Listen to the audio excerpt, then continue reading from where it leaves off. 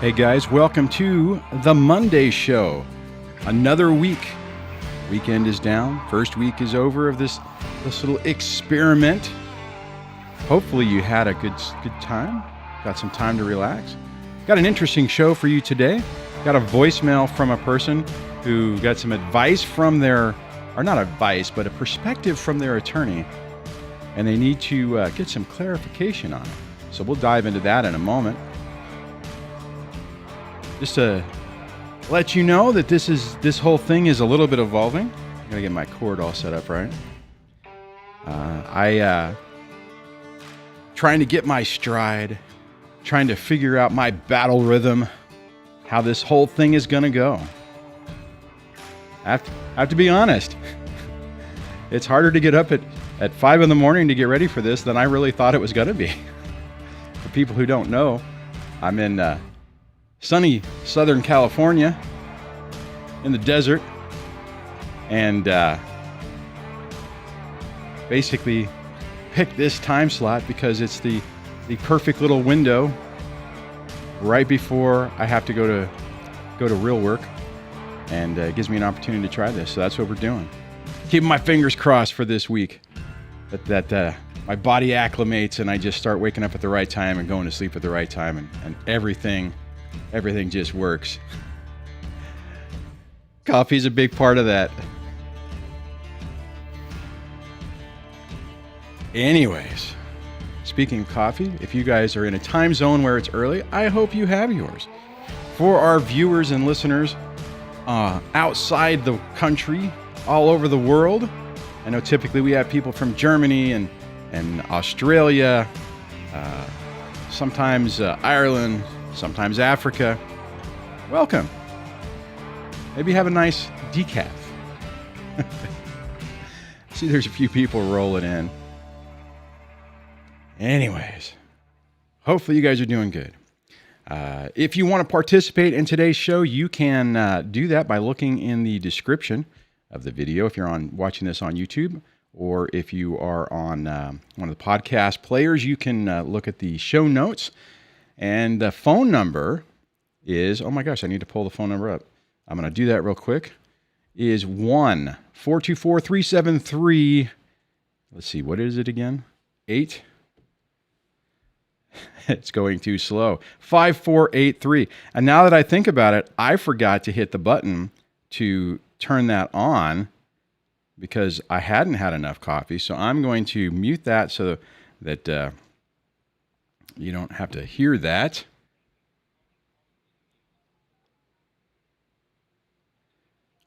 I just have to make sure that it actually goes through, and it appears as though I am showing my amateur hour by not having the connection turned on appropriately. You know, the funny part is I had all this sitting up. I had this all ready to go. All right, we're getting there. Let me turn that off so you're not hearing that. And now I have to, I apologize. Now I have to actually hit the button to turn on the phone system, which I have now. Now I think we're good. So I think if no, it's still, sorry, guys. There we go. I think we should be good now. Normally I hit that button right before I start, and I forgot. So now the call-in studio is up. It's operational. 1-424-373-5483. If you call that and it's the show's not up, it'll leave you give you an option to leave a voicemail. You can actually also do that at my website. Let me see if I can pull this up for a second. And I think I'm going to start trying to use this for because this is another way to do it. This is my website, which is on the screen right now. Whenever you go, it always asks you if you want to join the newsletter. But if you see right over here, send voicemail. Oh, whoops, actually my picture's over it if you're looking on the screen. But if you're on the main page, there's an option to do that. I think you can also do it if you just scroll down, start recording. So if you want to put an idea for a show, you can do that right on the web. Just leave a message. You can use your phone, like a web browser on your phone or your computer. And it will allow you to do that. If you want to do that, we can use that to get your message on the air. And I'm going to grab one here in a second. The other thing I want to say is the phone numbers are in the description of the video, as well as the web interface to get into that. So when the show's live, if you want to participate, please do that. Excuse me. And I'm going to just jump right into this next message, and I'm going to make sure that I do have all my gear appropriately set up so it'll actually work. Maybe before I do that, I'll just double check to see if there's anything in there. I see Bear says, whoops, it flew up. I'll grab Frank's in a moment. Coffee is huge. I am operating on coffee.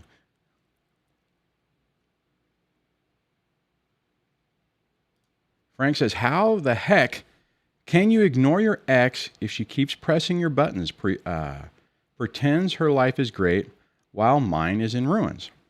Excellent question. And what I will say for the short answer, if you go to my YouTube main channel, you scroll down past the whatever's live and the latest videos, this mindset for narcissistic abuse recovery, that's your primer to jump into this to deal with that. And that's partly the absolute, and mainly the thing on that is, and I don't know if you said you had children, but these first 3 videos are key. The rest of them kind of build up on it. Hybrid no contact gives you gives you techniques, easy for me to say, to deal with your ex when you have children, because no contact is not going to work when you have kids. Absolute thinking, the short version of that is it helps you frame what you're dealing with, so you remind yourself what the reality is. Black hole thinking is then with what you're just talking about, comparing your life to their life and constantly ruminating to help you break that. Those 3 videos, and then the rest of the videos in this series, it's not really a series, it's just a collection of videos that I think all help and build on each other to deal with the situation you're talking about. So, I mean, if you come back here, in love with the illusion, it basically helps build on the absolute thinking. Don't reaching out to the exes whenever you're constantly ruminating about them and thinking about them, because a lot of people fall into that. Beware the nice, preventing getting sucked back in. All these, and you can see I don't have my nice gray beard, so you can see that they're earlier videos from the channel, but I think they are still relevant. So I would check that out. And the other part of this is it's a long process. When you're going through this, you can feel like, hey, wait a minute, I've got away from this person. Why can't I get him out of my head? It's a lot more complicated than that. And all the trauma that's associated with it really keeps that connection going. Let me just look at a couple other things.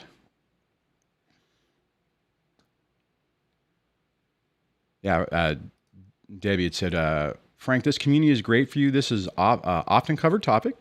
DSD has videos just for that as well. Let's ask him to highlight those, which I just did. Sorry about that. Okay, so I'm going to jump into this message, and hopefully it will play correctly. Hi, Duane. I have a question about the similarities and differences between a divorce with a narcissist and a regular type of divorce. My attorney has said things like, after a while, things may settle down, and I've heard you say that that's not common with a divorce with a covert narcissist. So anyways, I was just wondering if you could sort of list or describe some of the differences between regular divorces and divorce with a covert narcissist. Thanks. Yeah, that's a really good question. And I think most people have this experience that this person is talking about. And that conversation that not a caller, but the message mentioned is exactly what my attorney said to me. Hey, Duane, you know what? These things all start out bad, but normally it calms down and things get better. Just relax. And I'm like, but attorney, you don't understand. No, you don't understand, Duane. And the reality is, okay, let me back up. So let's talk about the first part. We think, because we're in the midst of this, that everybody's situation is like this.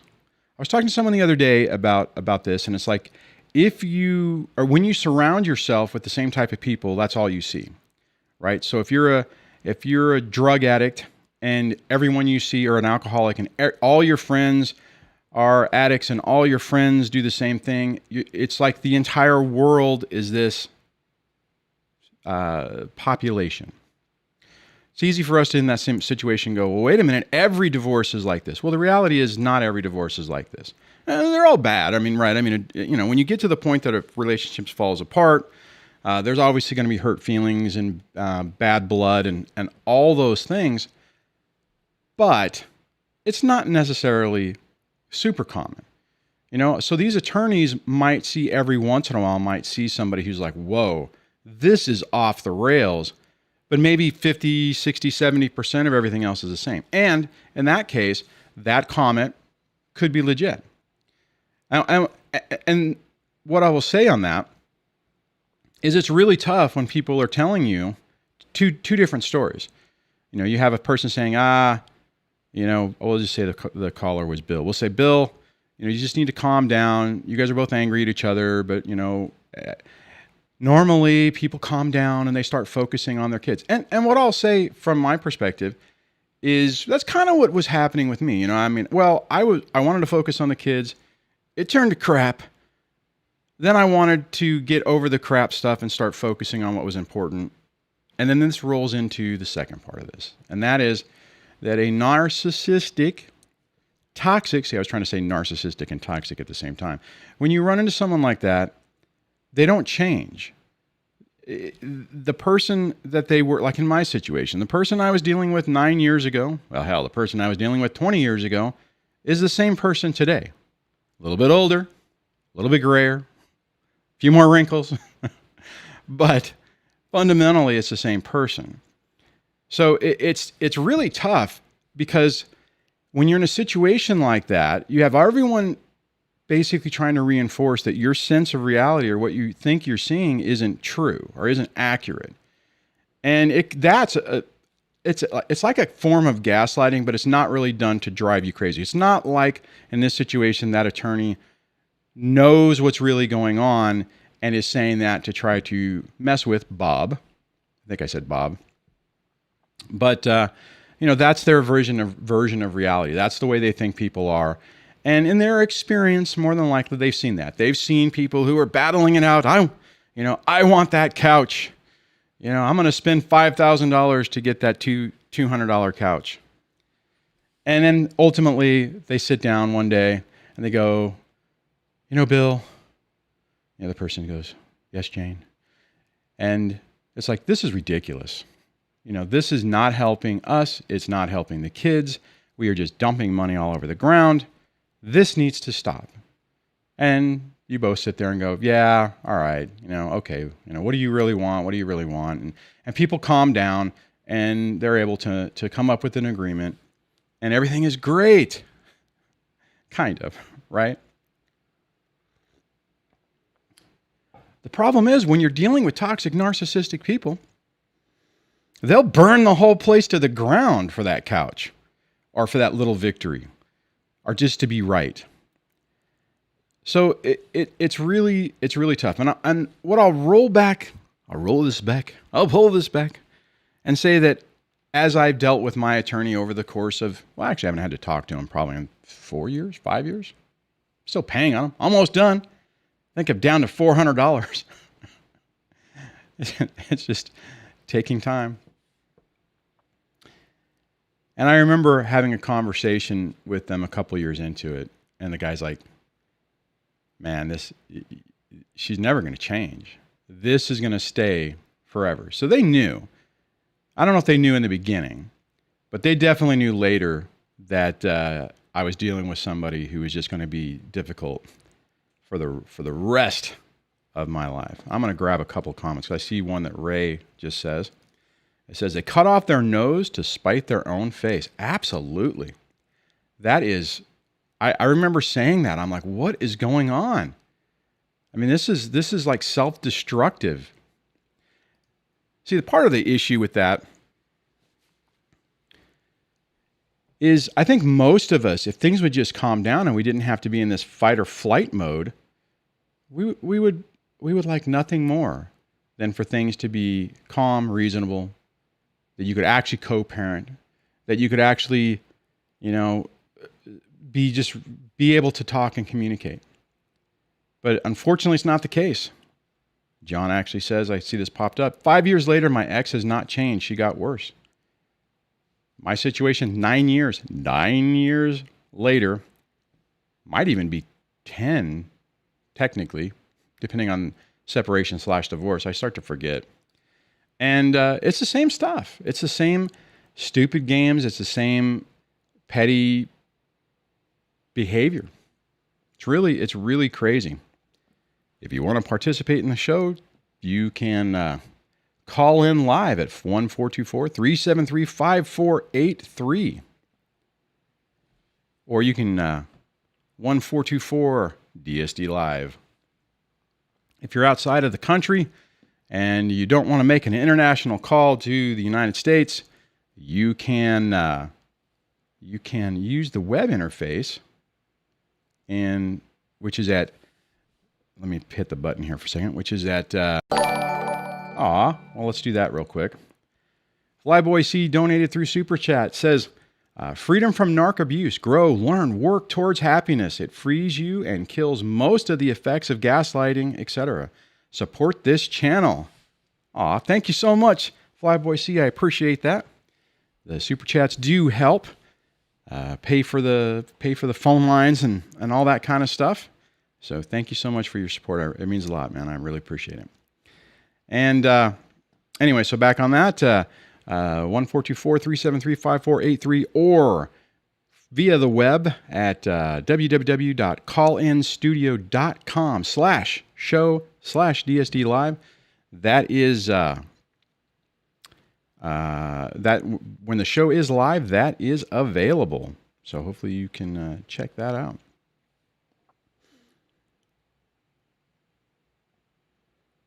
John says, what I can tell you is that I have become less stressed and live in peace and quiet. This channel and watching what feels like 100 videos from Duane has helped. Thank you, Duane, and everyone here. Oh, thanks, John. I appreciate you saying that. Yeah, I think I'm over 700. Well, I know I'm over 700. I don't know if I've passed 800 yet. A lot of videos on this channel. Oh, Debbie mentions the Discord. It says, do you have access to the community in the Discord chat? So the DSD community does have a Discord server, and you can find that if you go to, let me pull up the YouTube channel. If you go to the YouTube channel and right in the banner, there is a little tiny icon that looks like a controller, which is because Discord is typically used for gamers, for communication. And you can get into it from there. If you click on that little, whoops, might help if I do it on the right page. If you click on the button, it will take you over to the Discord invite page, and you can accept the invitation. Now, here's the thing on that. You only have to do that once. Once you get in and you create an account, don't use that to get to the link, or if you do, at least don't do this. Just click, you just need to go back to Discord. So once you're in, you just go to regular Discord. There is also an app. There's an app on your phone, but you can do it through the web.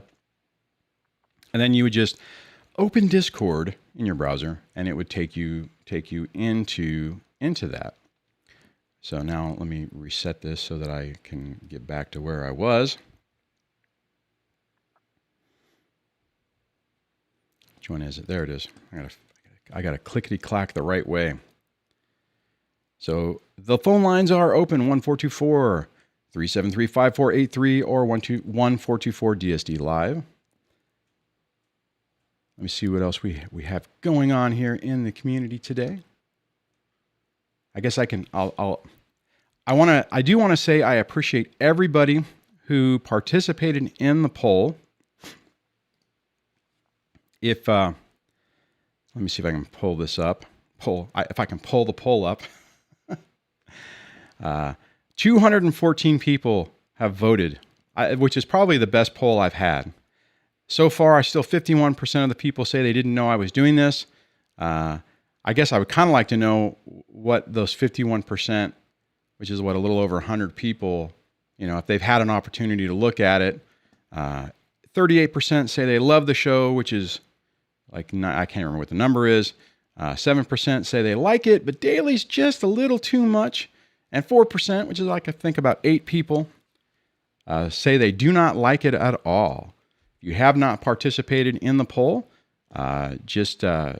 you still can. I'm going to leave it open for a while. Bears says, I wonder if I can highlight this in this screen. Bears says, I couldn't find the poll.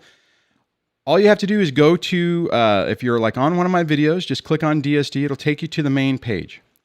On the main page, you'll have all these little different things. You'll have home, video, playlist, community is where you really want to look, membership, store, which you may not see store because I don't have anything in there right now. You click on the community tab, and I have posts for public post, member-only posts, that type of thing, which actually is a segue into if you really like what this channel is about and you want to support it, and like Flyboy C did the super chat, which I superly appreciate, very much appreciate. You can also become a channel member and support it with a monthly membership charge fee. It does give me the ability to send member-only polls, do member-only events, that type of thing. I think as it gets larger and I can figure a good time, I probably will start doing some of that stuff, or even I've even tried to do some Zoom meetings for members to just all get together and we could actually just chat live via video and audio. I will say it has been complicated to find a good time to do that. Part of the membership level is also getting shouted out. I'm still trying to figure out how to appropriately do that for the different members that are at the level where they want to be recognized as supporters. So those are some of the things that I'm working on, but that's how you would find it. Community tab, scroll down. If you haven't done that, and for people listening to the podcast, just go to youtube.com/dadsurvivingdivorce/community, and it will bring it up. So, Flyboy CZ said, I never did see the poll, but speaking on behalf of my time zone, we love it. Let's see, looking at his avatar, I wonder what time zone that might be. I do have to say that it is really exciting to have people from all over the world participate in the show. It's exciting to have to be able to use this platform to connect to people. The sad part is whenever you look at it, and I was talking to a coaching client the other day who's in Africa, and her story parallels it's all the same. It's so insane how somebody in Africa, somebody in London, somebody in California, somebody in Canada, somebody in Germany, somebody in Ireland, all have such a similar experience. It's insane. The good part about it is since the patterns of behavior repeat and they follow a playbook, it makes it a lot easier to find information, right? Now that I'm making, me and other people are making videos on this stuff, you can search on it and a lot of information will pop up and you'll be like, oh my God, that's my story. I relate to that. I was being interviewed the other day for a summit I'm going to be on, and I'll have more information on that later in the month. And that was one of the things that we were talking about is how the person I was talking to is a woman, and she's like, there's not a lot of, and the reason they asked me to be on this is there's not a lot of men talking about this. And what ends up happening is the channels that are really specifically made, I guess, for women, men find them because there's a bunch of them, and it's like, well, holy cow, this is my story, but it's but it's different, right? And then people have to do the filter where they just say, okay, well, it's not, and it's not just women or it's not just men that are certain ways, which is the reason why I oftentimes try to just keep it neutral. I say they. I use they, them. And just try to keep it that way, because really it is so similar. And our stories are very, very, very common. But again, the nice part about it is since they tend to follow the same traits, and realistically, we follow the same traits. We respond typically to these people the same way. So it's like, okay, so you can take a step back, take a pragmatic look at it, and say, oh, okay, this is their behavior, this is my behavior. They'll never change. Going back to the original caller, or the original message from today, that they are going to keep doing. They're going to lather, rinse, and repeat, lather, rinse, and repeat, lather, rinse, and repeat, keep going over and over and over again. We at least get to jump off the crazy train and say, wait a minute, time out. Let's stop here for a moment and let's think about things and figure out what's going on.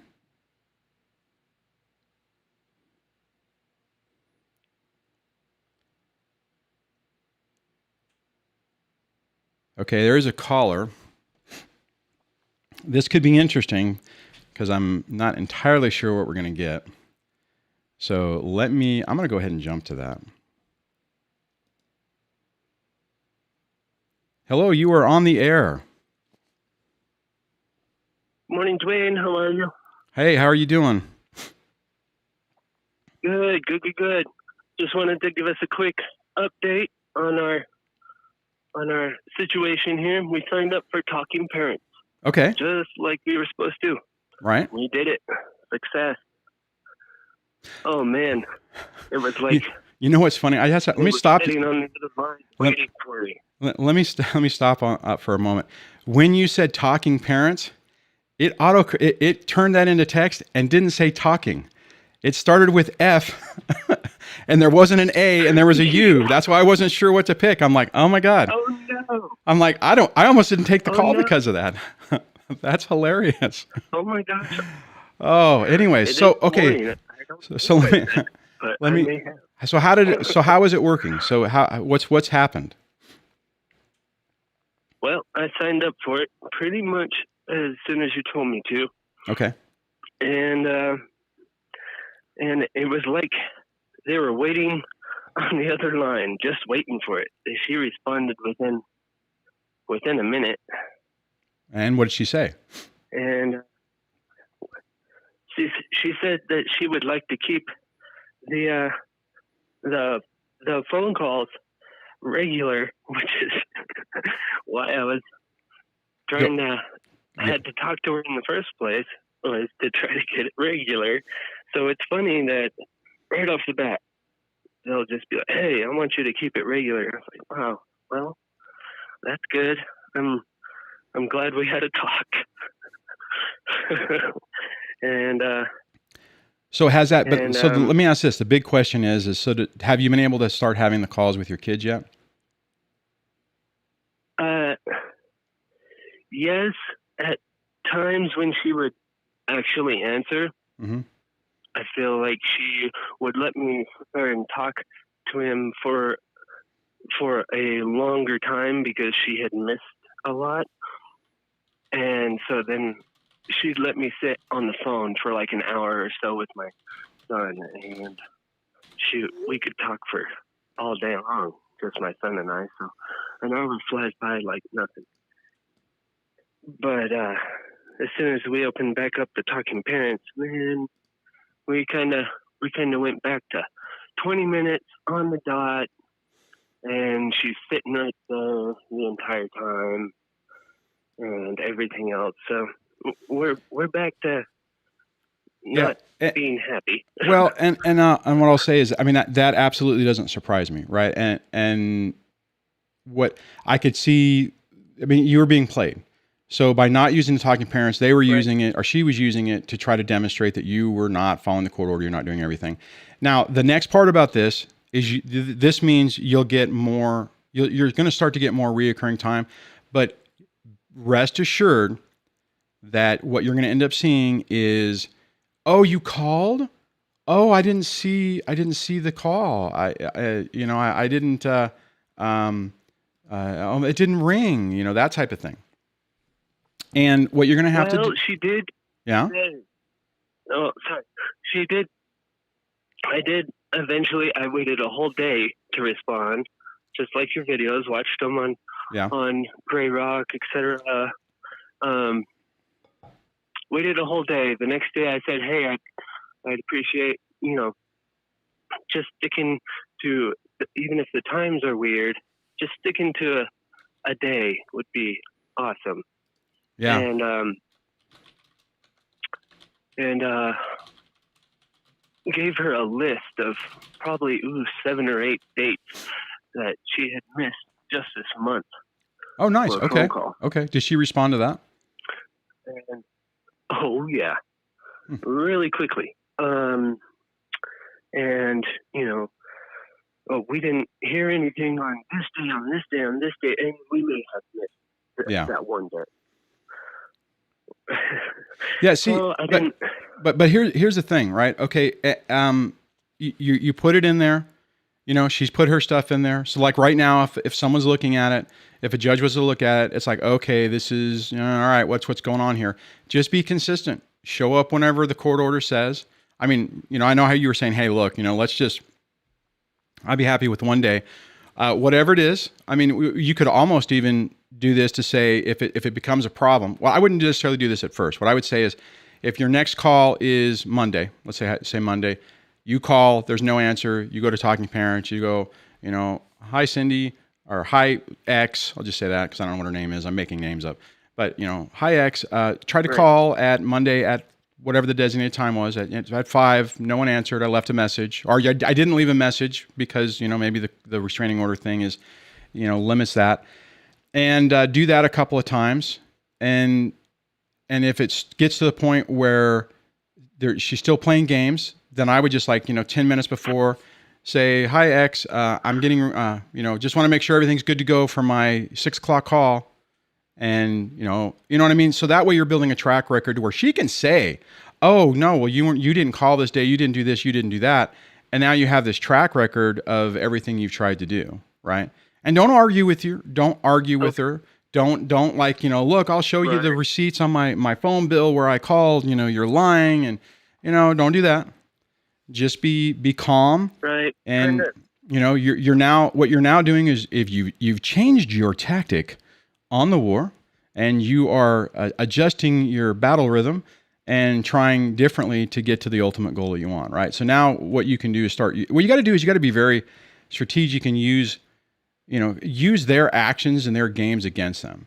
And the sad part is that they push your buttons so damn much that you're sick of it. You don't want to deal with this anymore. You want to say, knock this crap off. I've been dealing with this for 6 months. And if you do that and start getting angry, it's just going to not help you. But if you're like, okay, all right, this is the long game, and I'm playing, because you have no choice. We have no choice but to play these games.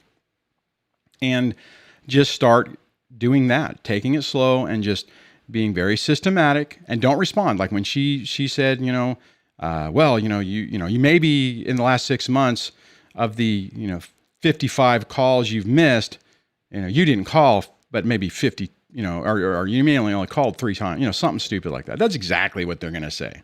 Exactly. And then it'll be, and then what will happen is more than likely, if you got into that battle, which don't get into it, it's just not worth it. If you were to get into the battle, it's hard not. Yeah. Oh yeah. And the next comment would be, I know what it would be. It would be, well, if you would have been using Talking Parents like you were supposed to 6 months ago, this would have been resolved. If that hasn't already been said, to be perfectly honest. So, well, hey, thanks for updating us. Yeah, go ahead. Yeah, no worries. Just a little information so I don't sound too crazy. This whole time, I have also had a regular cell phone line open and paid for and gave it to my son. So she has her own phone to use and everything, and my son has his own phone to use, but still hard on getting proper times. So we're going to work on it. Thank you so much for your help.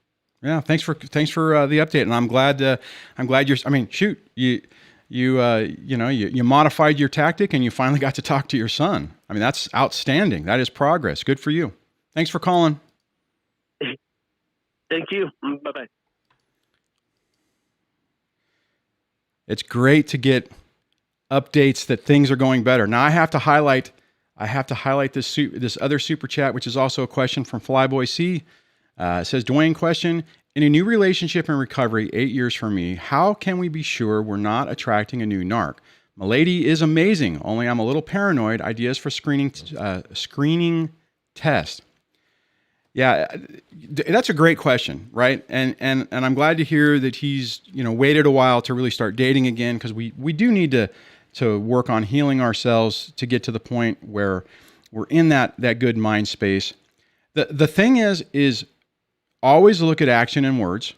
Make sure that whatever the person is saying is following up what their actions are. In a new relationship, remind yourself that everybody is always in the best behavior in the beginning. So keep an eye out for the red flags. Write down what is even important to you, what behaviors are acceptable, what are not acceptable, what are deal breakers, and stay true to that. So that if something, if the mask starts to slip and you see it, if the little voice in your head, goes ding, ding, ding, ding, ding, something's wrong, listen to it. And not to call Debbie out, but I'll say that when we started dating, so I didn't understand narcissistic abuse and stuff at that time. But during the course of our relationship, there's been the basic foundation of what the relationship is and the communications and those type of things. And had the behaviors not been consistent, had the actions not backed up the words, had it been anything but then what it is, then that's a huge problem. Now, that doesn't mean that if something goes wrong, you just, you from an airplane perspective, you pull the eject cord and eject that, eject out of the plane. What you do is you say, okay, this is an issue. You sit down and you communicate with it, and then you look at what happens afterwards, right? Because one or two things happens. If you're dealing with a overt narcissistic type person, they will rage at you and turn it into a nightmare. If it's a covert person, they might go, oh, thank you for telling me that. I didn't think about that, but oh yeah, I mean, now that it's important to you, I'll make a change. Which that would be the normal thing that we would be looking for. But a covert person will then make you pay for that later. So you have to kind of keep your eyes open and look, it's like, okay, hey, at the time, like if you had that conversation about something that was an issue and they seemed to reciprocate that, they understood it and you seem like, yeah, that was a good communications. All right. And then the actions don't follow up with that. That's the thing. I mean, so that's what you do. You look at it. The other thing on it is take things slow. Nothing has to happen fast. As soon as things are like, you're my soulmate, we need to be together forever. We should start planning our wedding, but we've only dated 3 times. I know, but those are red flags. I hopefully Flyboy see that was helpful on that. And it just takes it slow. The other thing I'll say before I move on from this is when we ultimately find it, okay. And I think I've talked to Flyboy C over the years. He's been a longtime supporter of the channel and stuff. When people are early into this and they haven't been treated good for a long time, when they find somebody who does treat them well, whose actions do follow their words, it can freak you the hell out. So you need to have time to acclimate it and kind of, remind yourself, you absolutely need to remind yourself that yes, you are worthy of love. You are worthy of someone respecting your boundaries. You're worthy of not being subtly put down or overtly put down all the time. But congratulations, man. And I know there's been a few people on the channel who have moved on and found better relationships and like raised, the quality of people they're around. And I got my fingers crossed for you, man. Now we do have another caller and I am going to jump into this. It's area code 732. So let me click the button there. Hello, you are on the air. Hey, how's it going? I can barely hear you. You're a little garbled. Everything going good today? Taking it stride by stride. Can you hear me now? I can. So what's going on? I see it says you got a text that wants to get back, that your ex wants to get back with me after she broke up with me. Wow, that's common. That would be a classic Hoover. So how are you dealing with that? Just Because a lot of times when that happens, it really kind of sends you, it's like right as you're getting to the point where you're making peace with what's going on, they jump back in and like jab you in the eye and completely like reopen all the wounds. Are you doing okay? Yeah, that's exactly what I'm kind of dealing with right now. And basically, I just feel like basically she broke up because she just was going through a lot, like family wise, financial. She had to move and all this stuff, and it was kind of a rough. It was a rough breakup because there was no communication at all. Like it was, Yeah. I basically found out that we weren't dating anymore through social media, like not responding to text or anything. And all right, I get it, people break up, but the thing about it, she has a son, and I took him in kind of like my own. And she was in the very beginning very like protective of him, like not getting attached to any new guys, and then which is respectable. I understand that. So basically, I promised her like I'm not just gonna ditch her and ditch her son. Really, just always be in the picture. You know what I mean? Because anyway, long story short. So it was like, how can you try to? That's what I'm more upset about. So anyway, about a week or two ago, she wanted to catch up, and I don't know. I just need suggestions. Like it's more, and deep down, I kind of feel like it's just a convenience for her, Dude, to get back together because financially she's not in the best place right now. But that kind of dovetail, or what I'm going to say is going to dovetail with what I just said with the comment the other person made, and that is listen to your gut. If your gut's telling you, man, something's wrong, listen to it, right? I mean, when people show you who they are, and we have to listen to it. I mean, and the problem is that in a healthy relationship, I mean, healthy relationships break apart, right? I mean, this isn't one of those things where if it's a great relationship or it's a healthy relationship, it'll last forever, and you'll ride happily off into the sunset, so to speak. But the difference with a healthy type relationship is that you can, you mutually come to an agreement. You don't ghost somebody. You don't play the silent treatment with you. You're not playing emotional games with them. You would sit down and say, hey, you know what? This isn't really working. Or, hey, I'm having a lot of stress in my life. Let's take a break because I need to reevaluate things. And you could communicate and say, hey, yeah, no problem. All right. I understand.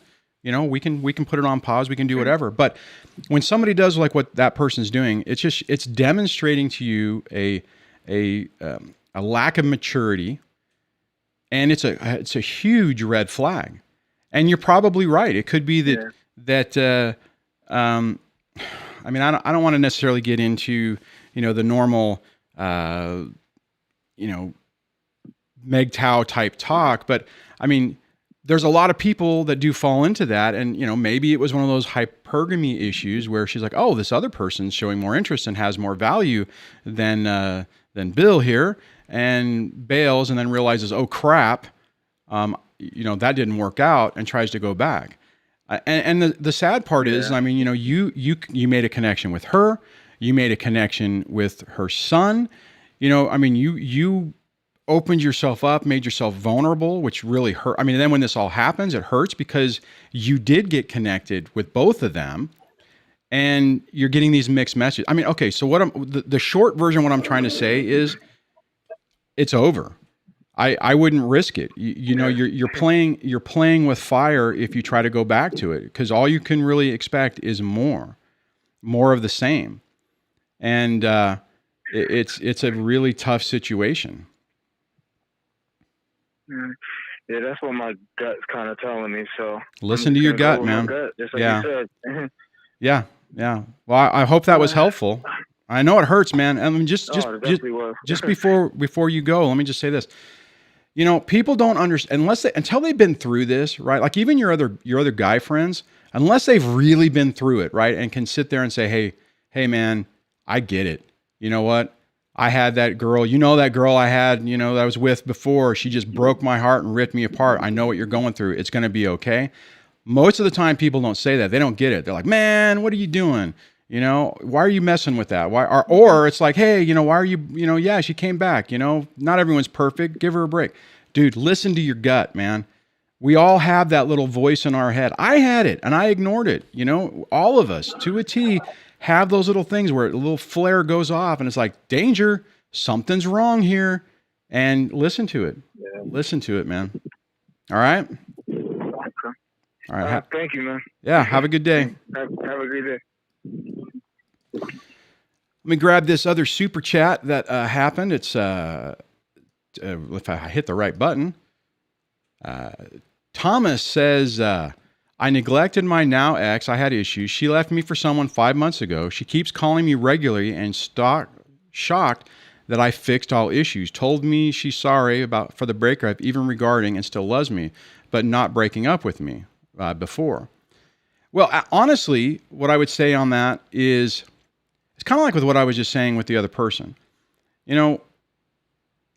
It's sad because if you can fix things and grow and all that kind of stuff, it would be wonderful to make the relationship get better, right? I'll say even in my situation, there was a period of time where I was like, before we broke up or before the divorce before the marriage fell apart, I was really hopeful that, hey, this catastrophe is going to result in a positive outcome. Like, our communication will be better. The relationship will be stronger. We'll have a tighter bond. I mean, that would be outstanding. The problem is that once something falls apart, it's hard to put it back together.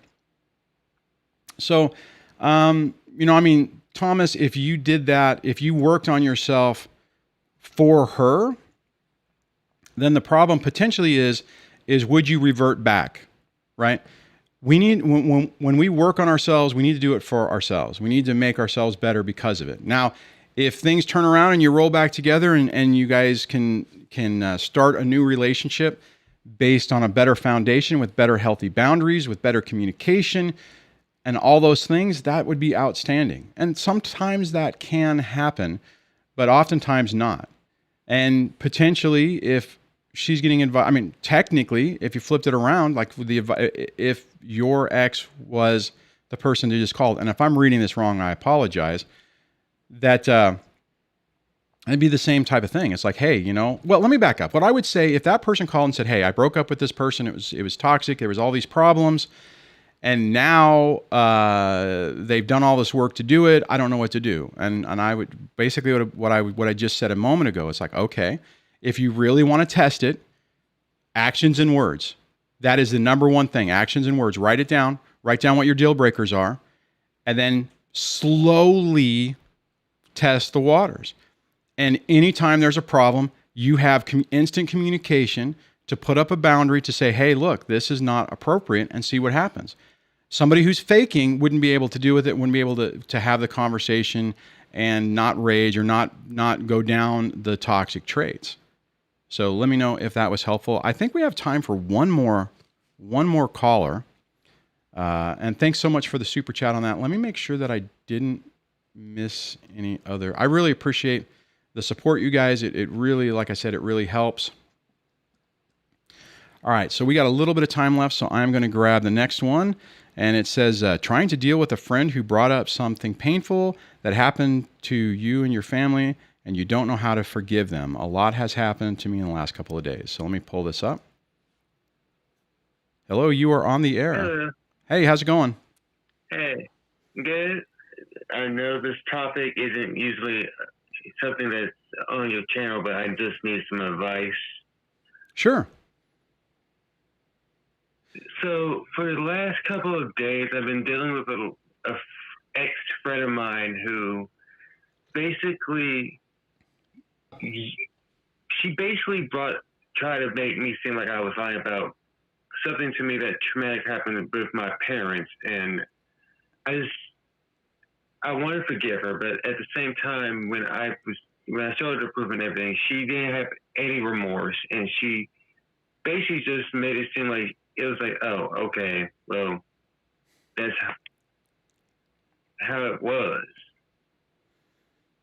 Well, here's the thing, and this does go back, and actually it's weird because this has been a theme throughout today's show, and it's okay. Somebody who doesn't show any remorse or can't even have any empathy of what they did to you, huge red flag.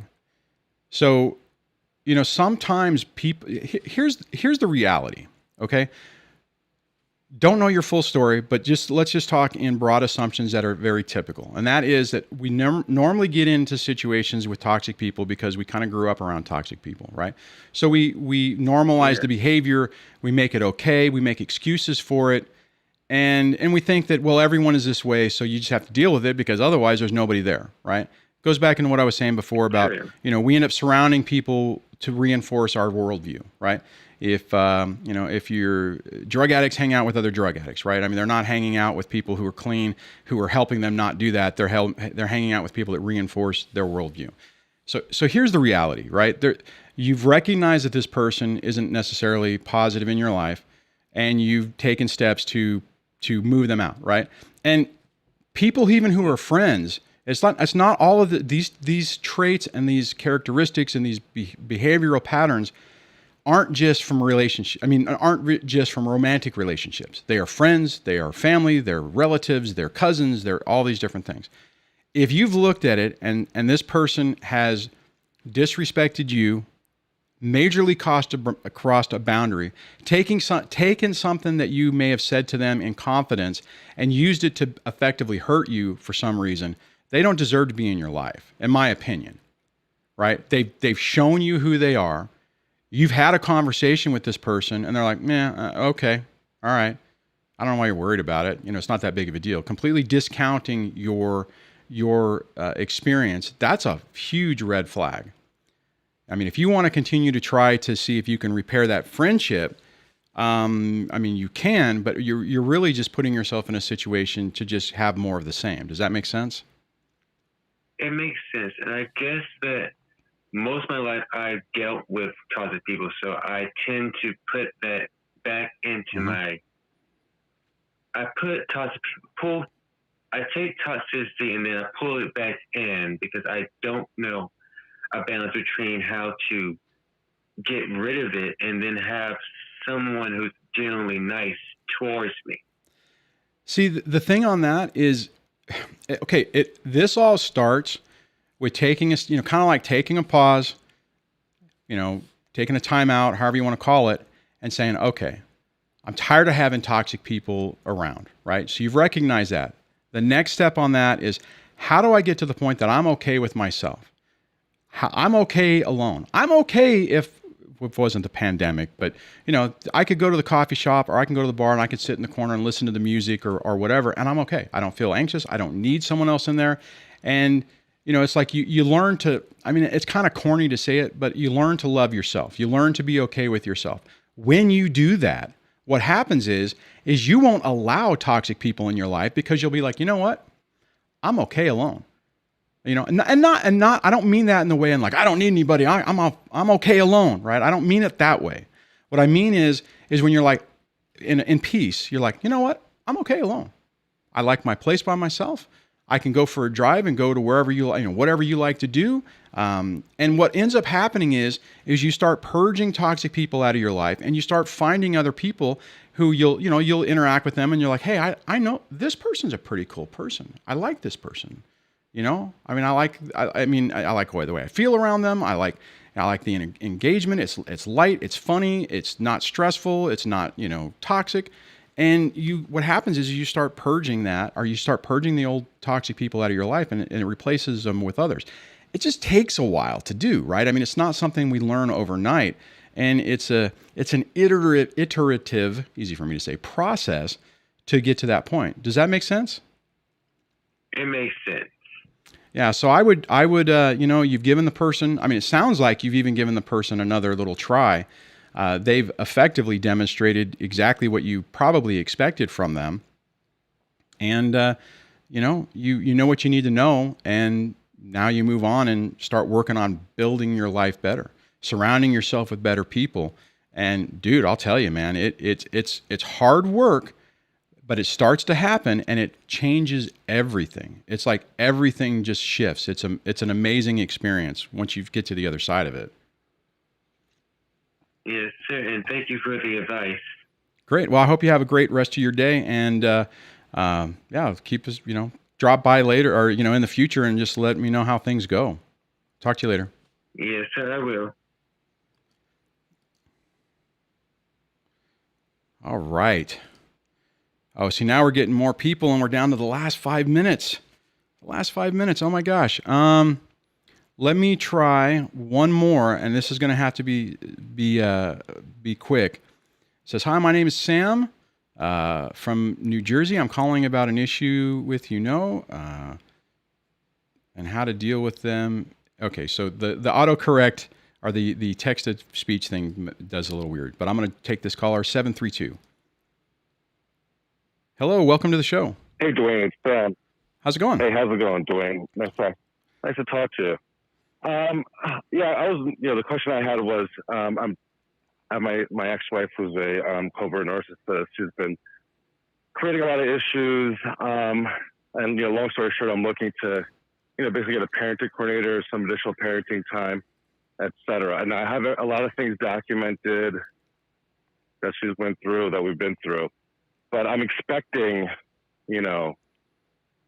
something from her in terms of being a covert narcissist. The things that she typically does falls into, what covert narcissists typically do. Right. But in terms of court, I'm not really sure what to expect, how to handle it, how to have, and my lawyer, he specializes with covert narcissism, but that's awesome.